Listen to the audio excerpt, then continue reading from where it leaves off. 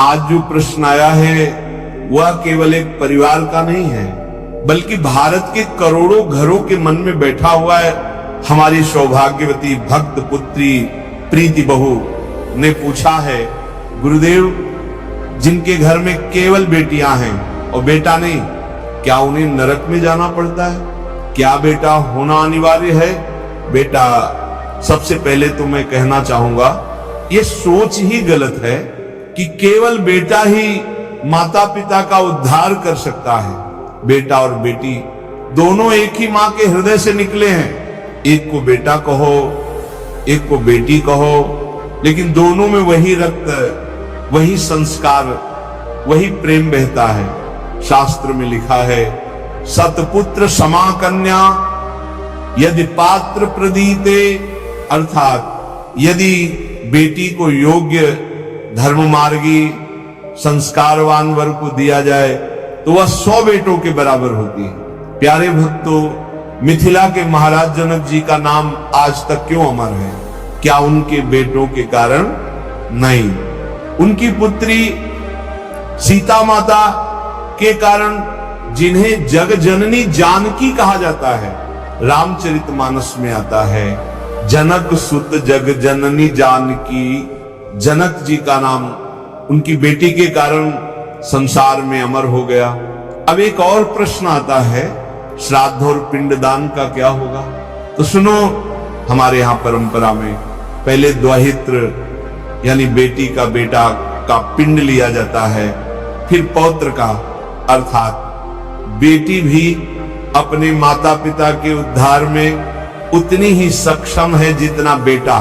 भक्तों, असली बात यह है, नरक या वैकुंठ का निर्णय ना बेटा करता है ना बेटी, ये निर्णय करता है भजन। जो संतान चाहे बेटा हो या बेटी भगवान का भजन करती है, प्रभु चरणों में प्रेम करती है, वह माता पिता को नरक से बचाकर वैकुंठ पहुंचा देती है। संत दोहा कहते हैं, राम भजत बिटिया भली, प्रभु पद विमुख ना पूत।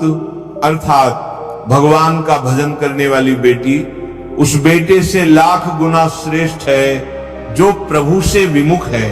संस्कृत में पुत्र का अर्थ है पुनः नरकात् त्रायते इति पुत्र, जो नरक से बचा ले वही पुत्र है। तो भजन करने वाली पुत्री भी पुत्र है, और जो भजन नहीं करता वह पुत्र होकर भी पुत्र नहीं। और कुछ प्रेरक प्रसंग सुनते हैं। पहला प्रसंग जनक और सीता का।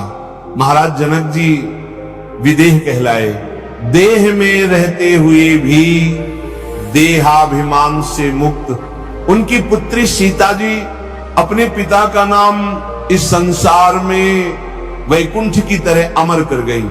आज भी कोई जनक जी का नाम ले तो सीता पिता जनक कहे बिना नहीं रहता। दूसरा प्रसंग सावित्री का। सावित्री एक आदर्श नारी, जिसने अपने पति सत्यवान को यमराज के पास से छुड़ाया।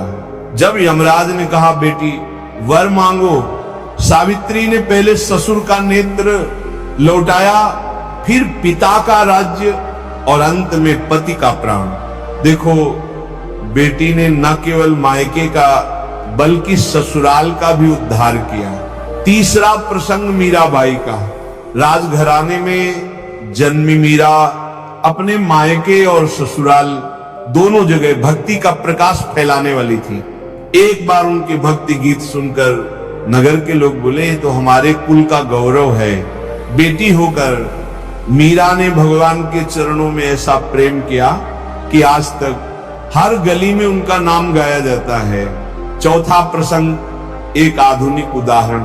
एक गांव में एक माँ बाप के 3 बेटे थे। एक बेटी।